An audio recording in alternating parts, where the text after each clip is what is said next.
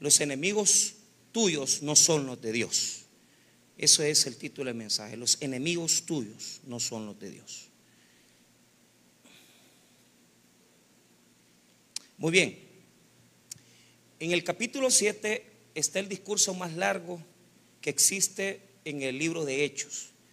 Es un discurso que tuvo que desarrollar Esteban, que nosotros le conocemos a Esteban como el protomártir, es decir, el primer mártir del Nuevo Testamento, es decir, al primero que asesinaron por causa de predicar y por causa de expresar la verdad de Jesús fue Esteban. Entonces, esa es una pregunta que siempre se hace en los estudios de seminario, porque es necesario saber quién fue, ¿verdad?, el primero que pagó por el hecho de predicar la palabra. Entonces, la palabra mártir viene de una palabra griega, martureos, que quiere decir el que muere o el que está dispuesto a morir por la verdad.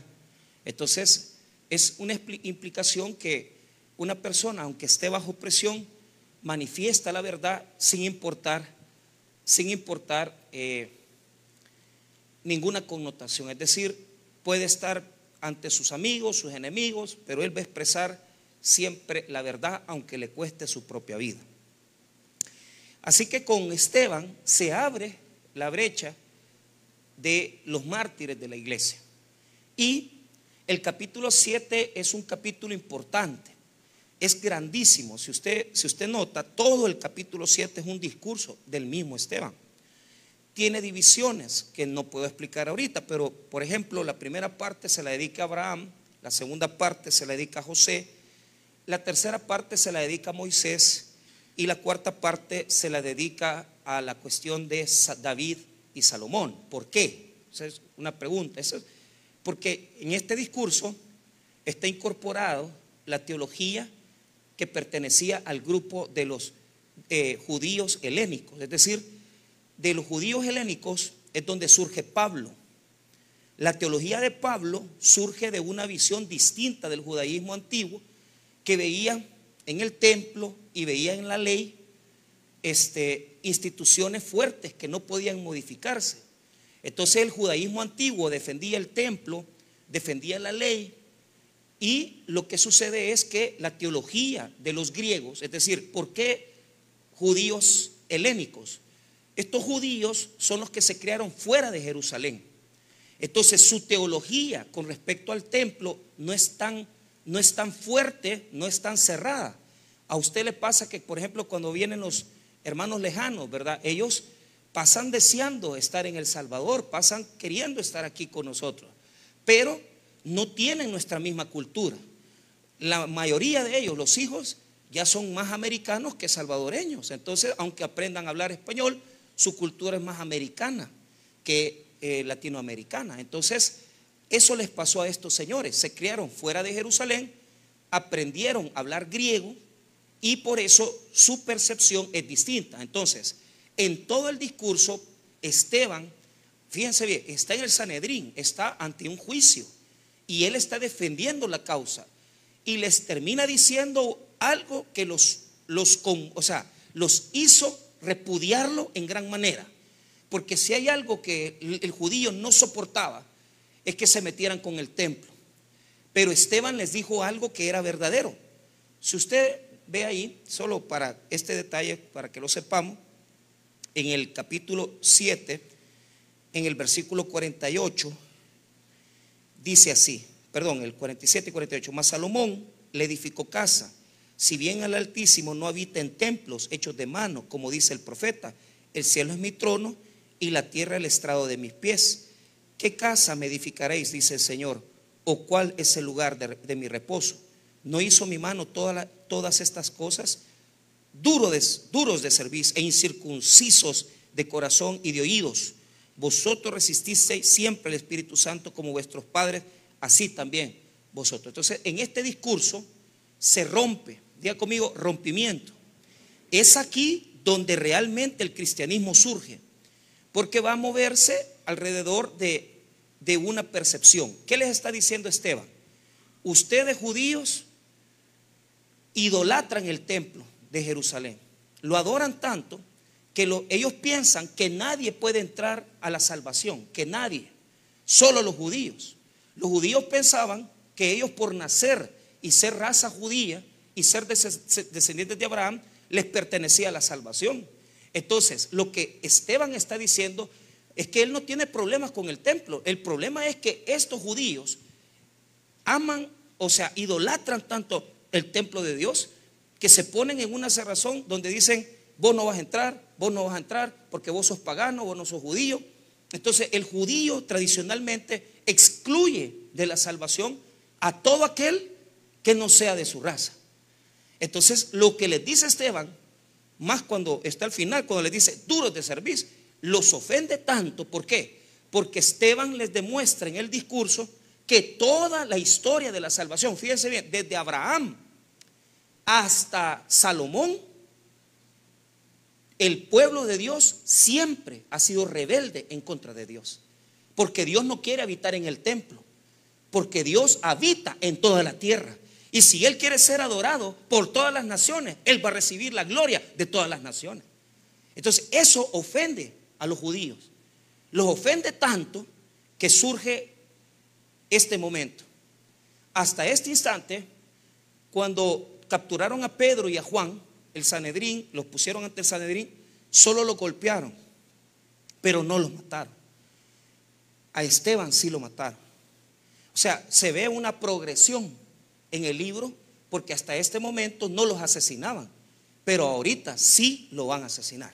Entonces el verso 54 inicia el proceso, digamos, de muerte de Esteban. Estamos ya, él ha hablado en su discurso, están los judíos oyéndolo, pero están tan enfurecidos que el verso 54 dice así: oyendo estas cosas, se enfurecían en sus corazones y crujían los dientes contra él. Esto nos da el ambiente del texto. Es decir, el escritor bíblico lo que está tratando de hacer es que nosotros nos pongamos en el lugar de Esteban. ¿Por qué? Porque muchas veces, por usted vivir la verdad, la gente no le va a aplaudir, la gente va a crujir los dientes. ¿Y qué implica eso? Un ambiente donde todos quieren enojarse con usted, un ambiente pesado, un ambiente donde no aprueban, no aprueban lo que usted está diciendo, lo que usted está haciendo, su forma de conducirse. Usted está en un ambiente donde la carga es tan pesada porque usted está solo. Entonces, vea lo que voy a presentar. Todos los pleitos que tenemos en nuestra vida son luchas de poder, muchas veces en contra de nosotros mismos. ¿Por qué razón? Porque cuando comienza una disputa, siempre, fíjese bien, y yo he visto tantos divorcios que les puedo dar certeza y testimonio de eso. Siempre las dos partes piensan que tienen la verdad. Entonces los pleitos se basan en eso. Se basan en que no, si yo digo, yo soy el que tiene la razón. Esteban tenía la razón, pero los judíos también sentían que tenían la razón. Los pleitos surgen cuando vemos exactamente esta cerrazón. ¿Por qué razón? Porque usted está tratando de pelear su causa y usted tiene sus argumentos y usted tiene sus formas de ver las cosas, pero su forma de ver las cosas no es la forma en que el enemigo ve las cosas. Y inmediatamente cuando tú tienes una persona que te ataca, que dice una cosa, que no está de acuerdo con tus decisiones, que no está de acuerdo con tu proceder, se vuelve un enemigo tuyo. Entonces, esto nos pone un escenario. En el escenario de la soledad. ¿Por qué? Porque usted toma su parte y usted dice, yo tengo la razón. Esteban así lo percibía. Y el texto bíblico posiblemente nos está queriendo decir eso, que Esteban tiene la razón. Pero el pueblo judío se siente ofendido. Ahora, toda lucha, todo pleito inicia por una lucha sola, de soledad, donde tú te sientes que no te apoyan, donde tú te sientes que tú estás dando tu versión pero nadie te cree, donde tú tienes tu argumento y dices: a mí esa persona o ellos me están haciendo daño. Ahora, aquí viene algo importante. El primer elemento que quiero rescatar es que él está solísimo, o sea, nadie le está aplaudiendo. Muchas veces en la vida vas a tener que sentirte así, que todo mundo está en contra tuya y que tú tienes una verdad, que tal vez ellos sienten que lo que estás diciendo no es cierto, pero tú sabes que lo que sientes, que lo experimentas, es lo que es correcto. El problema es cuando nosotros le damos proceso a eso. ¿Por qué? Porque cuando ya ponemos nuestra trinchera, ya aquel es mi enemigo y esa persona no tiene la razón y esa persona no tiene ningún tipo de opinión en contra de lo mío. Yo soy mejor que esa persona y Dios está conmigo. Pero ¿qué es lo que pasa? ¿Qué es lo que pasa? Diga conmigo: sabiduría terrenal. Todo conflicto se basa en sabiduría terrenal. Todo. Que mire que fulano me quitó parte del terreno, que los linderos no los ha respetado, que fulano me parqueó el carro en el terreno mío, que fulano me hizo tal cosa. Todos los pleitos vecinales, todos los pleitos familiares, todos los pleitos, o sea, hay de todo. Dicen: es que mi papá a mí me dejó esta casa, mi mamá a mí me dejó este terreno. Comienza la máquina y usted comienza a planear y comienza a ver cómo se va a defender. Entonces la Biblia ya nos prepara. ¿Por qué? Escuche bien: todo pleito viene de la sabiduría animal, terrenal y diabólica. Si usted está peleando ya, viendo cómo se va a defender, cómo va a presentar los argumentos, cómo le va a meter la demanda, cómo se va a divorciar, cómo la va a dejar de fregada, cómo usted va a ir a argumentar, usted está perdido. Santiago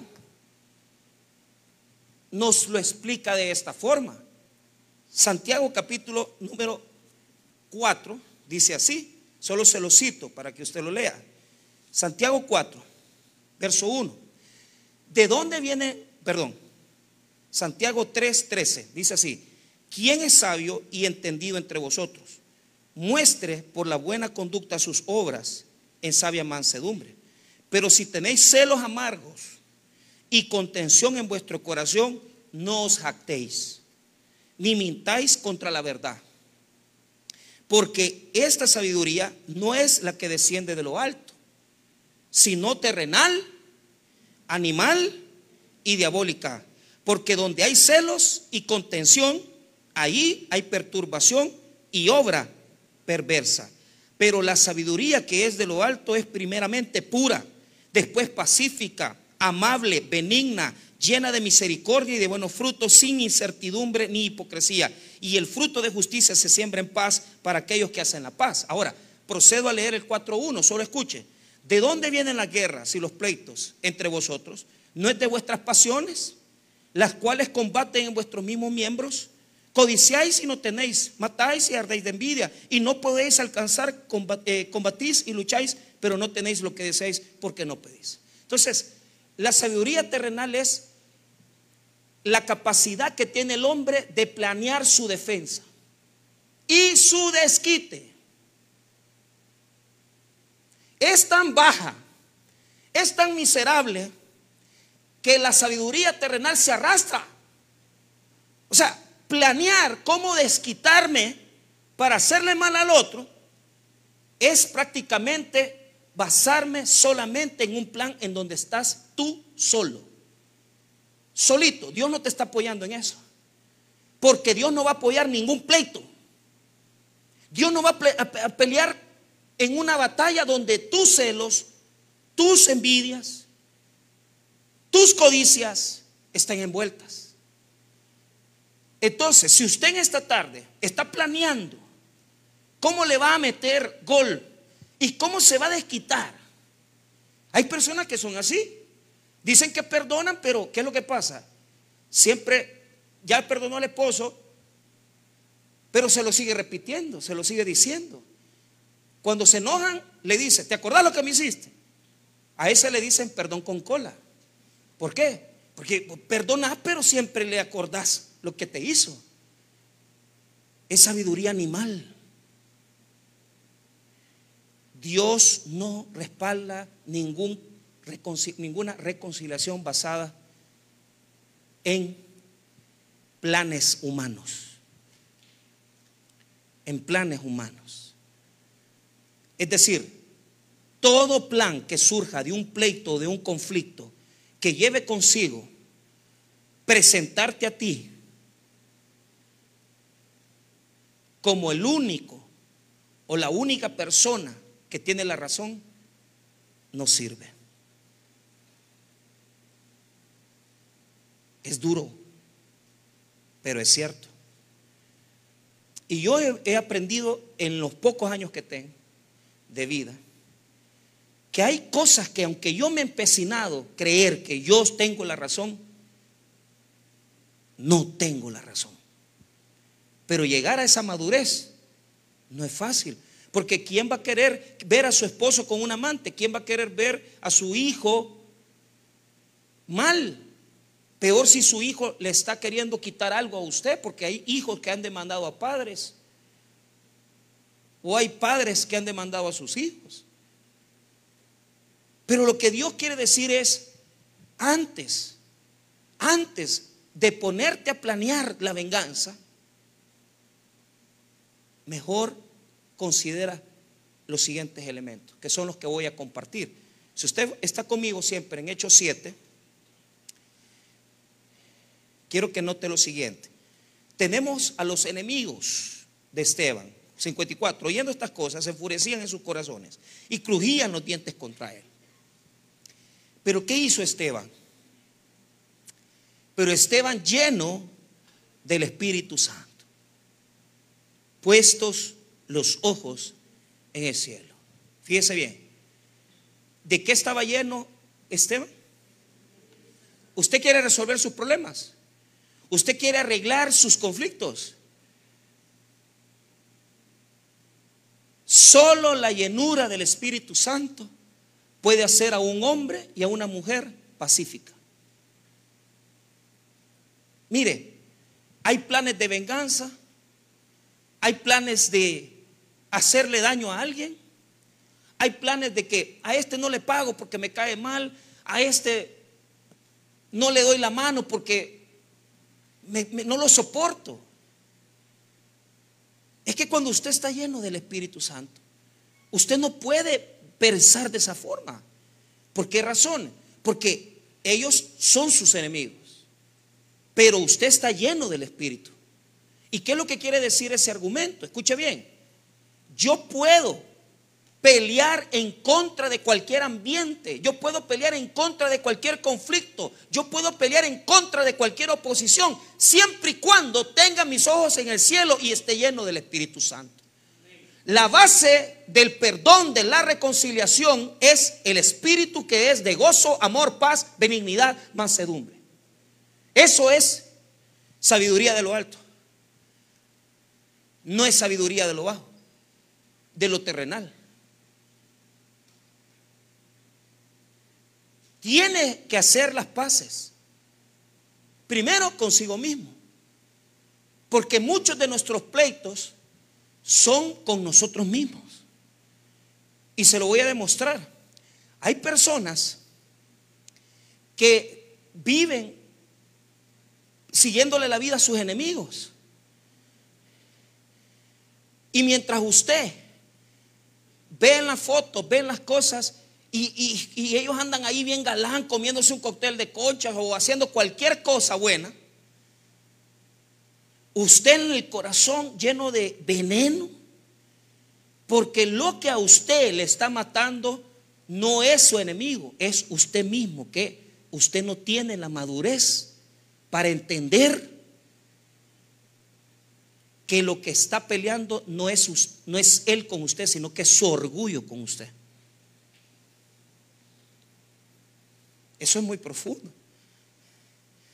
Y muchos pleitos se dan así, peleándonos, pero con nosotros mismos. ¿Por qué razón? Porque usted le quiere pasar la factura a la persona que lo dañó, pero cuando le pase la factura a esa persona, se la va a pasar a usted también.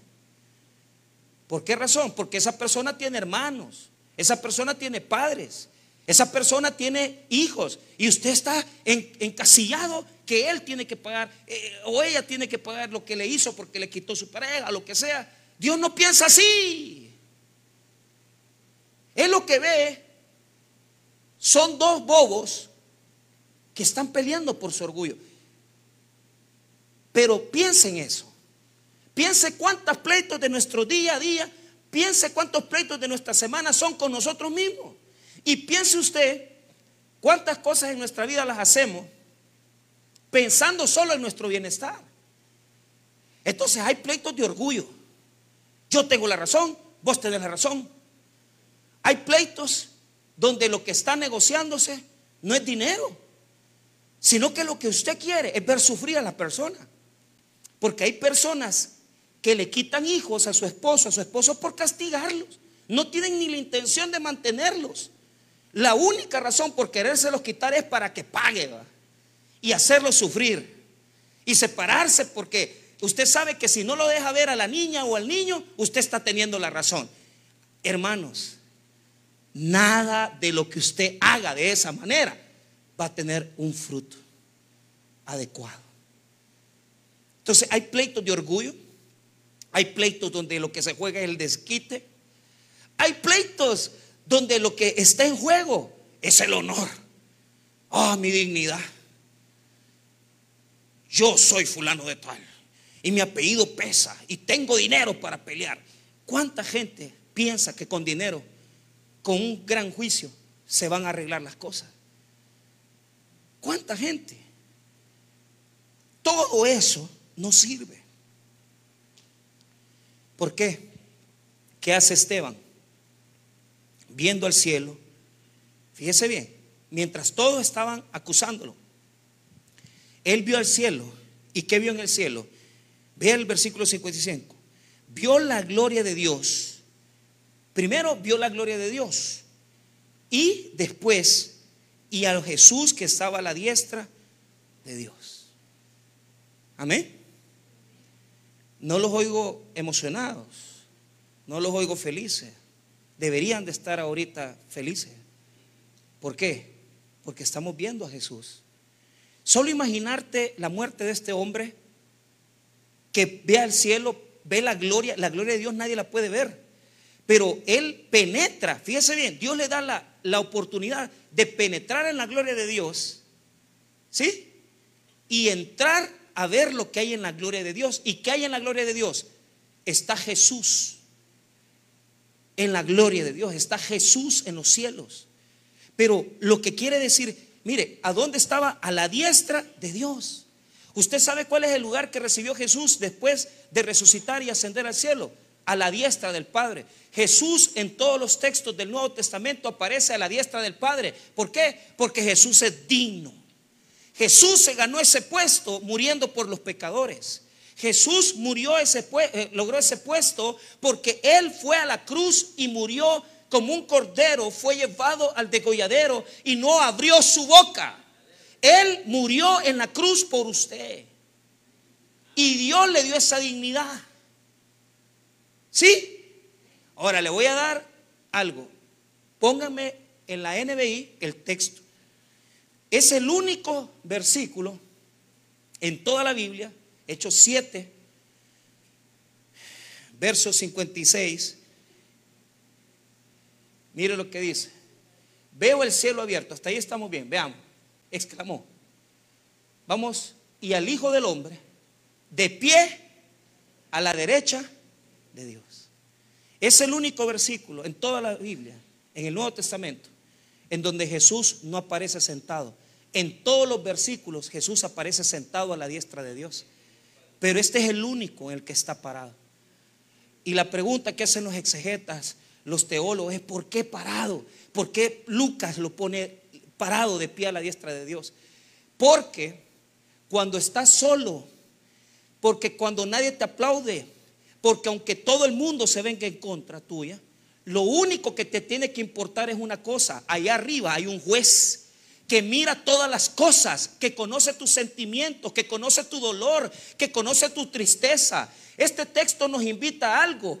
Antes de pensar que estamos solos, escuche bien, antes de tomar cualquier decisión por pleito, antes de pensar de poder proceder en contra de alguien, acuérdese que hay un juez en los cielos que está parado a la diestra de Dios viendo tus actos. Y Él es el que determina lo bueno y lo malo. Solo Él es el digno. ¿Tú crees que estás solo? No, Él es tu testigo. Él es el testigo del juicio. A Esteban no le pusieron testigos a favor, le pusieron testigos en contra. El único testigo a favor es Jesucristo. Porque en los pleitos Dios pesa los corazones. Dios conoce las intenciones por las que procedemos. A mí no me importa que nadie me aplauda. A mí no me importa que la gente legitime mi causa. A mí no me interesa que mi procedimiento me lo avale usted. A mí me interesa que Dios me lo avale, porque si Él me lo avala, todo el mundo puede estar en mi contra, pero yo sé que Dios está conmigo.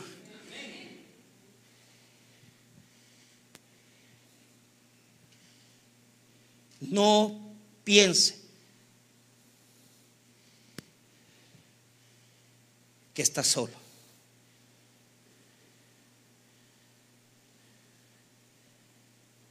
Dios pesa los corazones. Dios pesa los procederes. Dios pesa las intenciones. De tal manera que todo mundo le crujía los dientes. Pero Jesús, muchos exegetas, muchos teólogos dicen que Jesús estaba parado como testigo de Esteban, porque no le habían puesto testigo. Pero otros dicen, la primera vez que oí esto hace 20 años, dicen que Jesús estaba aplaudiendo a Esteban.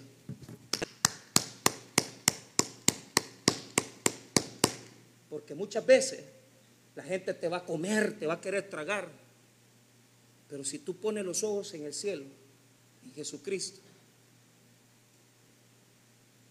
tienes la confianza de que Él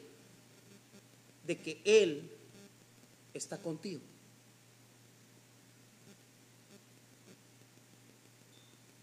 Pero ¿por qué le aplaudía? ¿O por qué estaba parado? Bueno, porque es testigo. Pero aquí viene otra razón. 57. Entonces ellos, dando grandes voces, se taparon los oídos y arremetieron a una contra él. Diga conmigo: cerrados. ¿Tus enemigos están cerrados?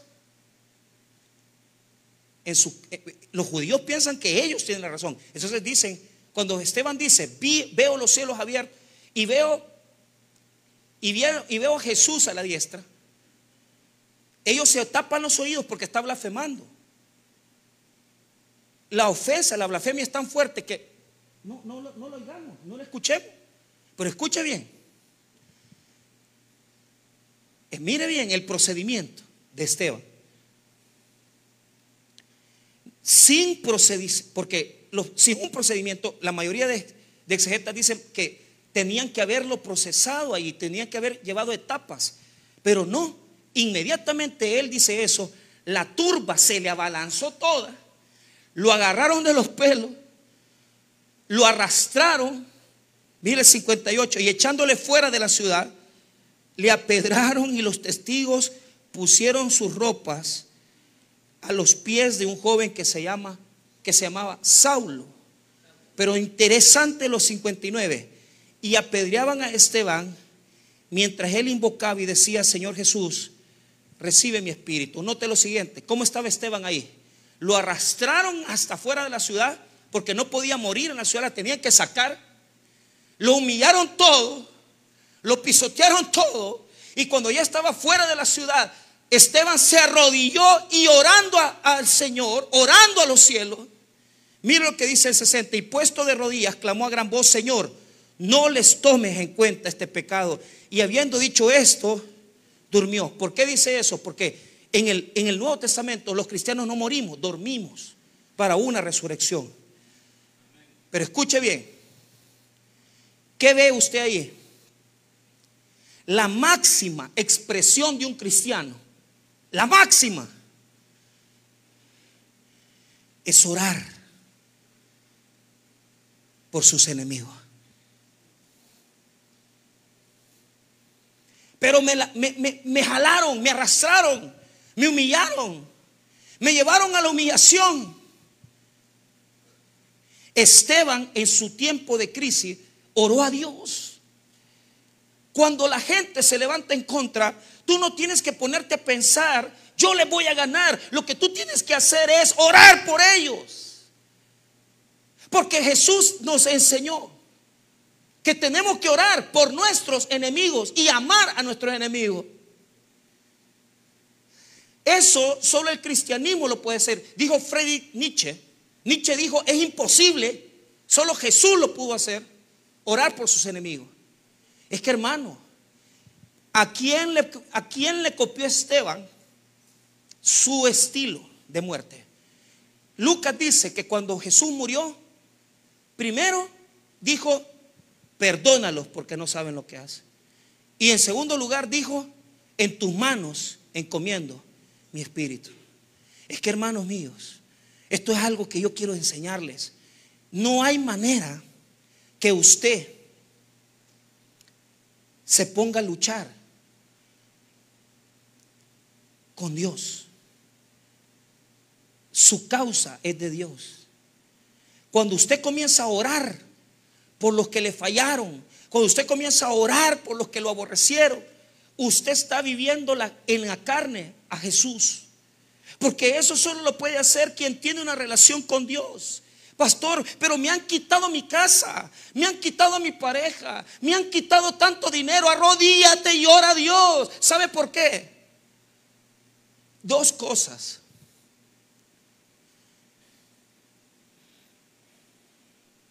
Tenemos que renunciar, primero, a las puertas de los tribunales. Ese es el cristianismo. Jesús dijo que cuando venga un cobrador, alguien que es propietario, y te venga a pedir la túnica, tú dale la capa. Jesús dijo: cuando te peguen una mejilla, pon la otra. ¿Pero qué quiere decir eso? Eso quiere decir, no quiere decir que usted le va a poner la otra mejilla. Quiere decir que usted va a renunciar a su derecho de defenderse. Usted no se defiende, usted no va al juicio, usted espera en Dios. ¿Sabe por qué? Porque el cristiano no se determina en los tribunales, se determina en las puertas. A veces estamos en el Isidro Menéndez haciendo cola ahí para entrar a la audiencia. A veces están haciendo colas en las audiencias. Jesús lo que quiere es que hagas cola en la puerta, pero no en la puerta del juzgado, sino que en la puerta de la misericordia y el perdón que Dios le quiere otorgar a las personas. Y hacer eso es de cristianos. Hacer eso es la máxima expresión. Tenemos que renunciar y sacar fuerzas en momentos de debilidad, porque nuestra carne, nuestra humanidad quiere venganza. Pero Jesús dice: ora por aquellos que te aborrecen, por los que te ultrajan y os maldicen. Oren por ellos.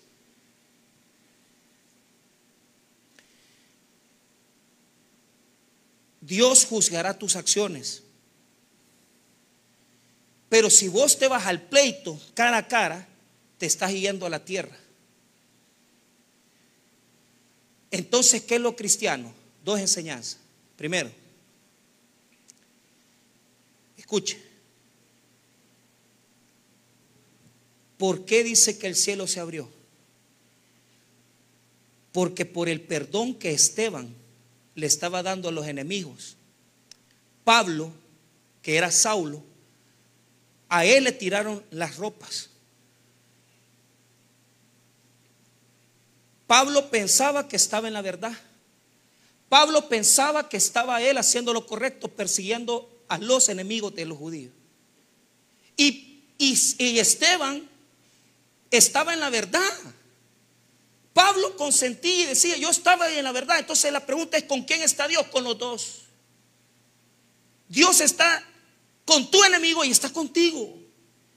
Y lo que Dios quiere, ponga atención, si Esteban no hubiera orado por su enemigo, por sus enemigos, Saulo nunca se hubiera convertido al evangelio. ¿Por qué? Porque la máxima expresión de un creyente, de una persona que cree en Jesucristo, es saber algo: que hasta tus enemigos se pueden convertir al evangelio de Jesucristo. El cielo se abre porque en el cielo van a entrar tus amigos y tus enemigos. Usted no sabe si esa persona se va a convertir. Usted no sabe si esa persona se va a hacer creyente. Pero tener esa condición es madurar. Es un extremo de madurez. Porque todos queremos linchar al enemigo. Y todos queremos: Dios está conmigo y yo voy a ganar. Y si no ganas, Dios falló. No.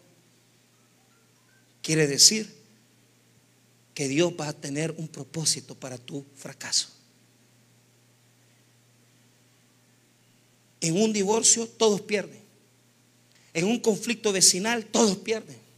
En un pleito de familia todos pierden. No hay ganadores. Y Dios quiere ayudarle a todos, porque Dios es Dios de todos. Dios tiene propósitos para con todos. Pero nosotros tenemos un tremendo error: dividimos.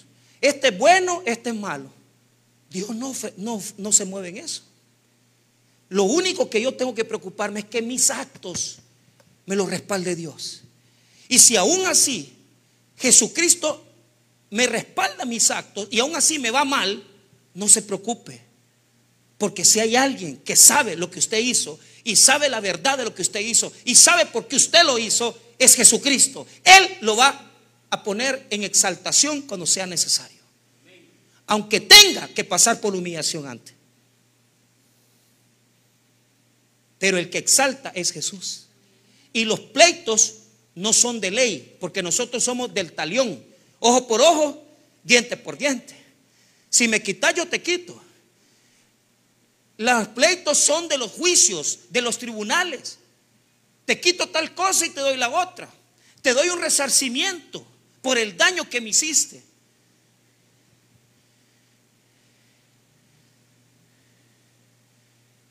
Dios no funciona en la tierra. Dios no funciona en los juicios.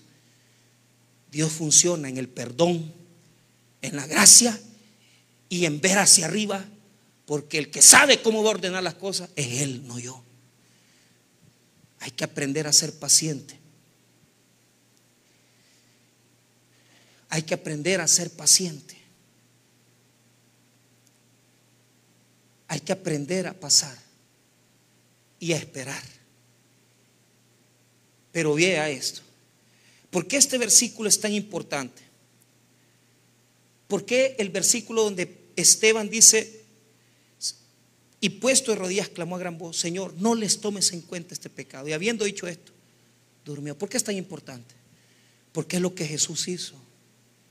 Porque cuando nosotros oramos por los que nos ofenden y nos reprimen y nos maldicen, es el rasgo más grande del rostro de Jesús y del carácter de Jesús en un cristiano.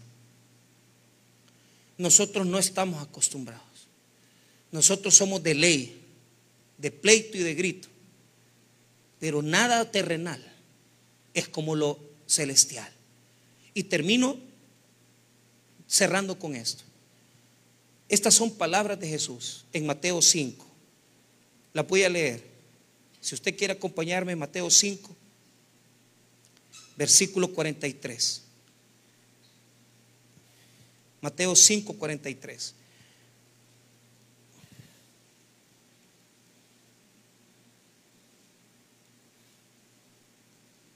Solo cuando tú, por el poder del Espíritu Santo, perdonas al que te ofende, abres puertas de bendición. Mire, no hay cercos y no hay celda más fuerte. El secot no es nada a los cercos y celdas de resentimiento que muchos tienen. Y viven así porque solamente están peleando por algo que ya no pueden arreglar. Cuando usted resuelve el nudo de su corazón por su rencor, Dios le va a soltar la sanidad y Dios le va a dar la restauración que usted anda buscando. Pero Dios no obra linealmente. Dios obra de tal forma que cuando usted está arreglando su corazón de noche, cuando usted está arreglando su corazón de madrugada, Dios está obrando en sus finanzas, en su salud, en su milagro. Pero ¿cuál es el milagro más grande que Jesús nos pide? Perdona a tu enemigo, ora por los que te aborrecen. Dinero no es milagro. Milagro es que aguantemos a la persona que más daño nos ha hecho. El perdonar a los enemigos es como tener un corazón. ¿Qué pasa cuando a usted se le tapan las arterias? Le viene un infarto. Y andan muchos que de repente, mis dos amigos de infancia, los dos han muerto por infarto. 40 años, 42 años, infarto. Uno murió en el baño, otro murió después de comer. Porque las arterias se van cerrando. Como usted ha cerrado la cercanía con amigos, familiares, ¿cuánta gente realmente usted ha desechado porque usted no lo pueden ver y usted no puede tratar con esas personas? Y se le ha tapado sus arterias. Y usted no se da cuenta que cuando se tapan las arterias, usted muere. Es preferible estar solo. Es preferible estar solo cuando yo sé que yo pienso que yo tengo la razón, o que me están acusando y que nadie te apoya. Es mejor esa soledad a enemistarte con todos y que después nadie te quiera ver a la cara. Jesús dijo en el 5:43, oíste que fue dicho, amarás tu prójimo y aborrecerás a tu enemigo. O sea, aquí no es ser bueno con los que me caen bien y ser malo con los que me caen mal. No es así como funcionamos. Dígame usted si no funcionamos así. Si fulanito me da, me regala, ay, mi chero. ¿Ah? Pero si no me da nada, que Dios lo ampare. Pero ¿qué pasa? Dios no vive no vive así como usted y yo. Él no tiene la división de buenos y malos. Vea lo que dice el versículo 44. Pero yo os digo, amad a vuestros enemigos, bendecid a los que os maldicen, haced bien a los que os aborrecen y orad por los que os ultrajan y os persiguen. ¿Por qué? Para que seáis hijos de vuestro Padre que está en los cielos, que hace salir el sol sobre malos y buenos y que hace llover sobre justos e injustos. ¿A quién le da de comer Dios? A malos y buenos. ¿Sobre quién hace salir el sol? Sobre malos y buenos. ¿Sabe por qué? Porque nuestro Dios y Padre no hace divisiones. Para Él no hay buenos y malos. No hay enemigos que tienen la razón y amigos que no tienen razón. Dios ve las cosas sin divisiones. Y Él quiere que usted gane y que Él gane, pero con la salvación en el corazón. Eso es lo que Dios quiere. Que la puerta del cielo no se cierre para nadie, porque Él quiere ser Padre de todos aquellos que creen en Jesús como Salvador personal. Aquí no se trata si usted tiene la razón o el otro. Aquí se trata que si usted tiene enemigos, ore por ellos, los perdone y tenga un corazón libre, porque Cristo quiere darnos verdaderamente libertad y una eternidad con Él en el cielo. Perdonemos a nuestros enemigos y hagamos el esfuerzo de limpiar nuestros corazones de toda rencilla y pleito que puede haber en nuestra vida. Vamos a orar, hermano.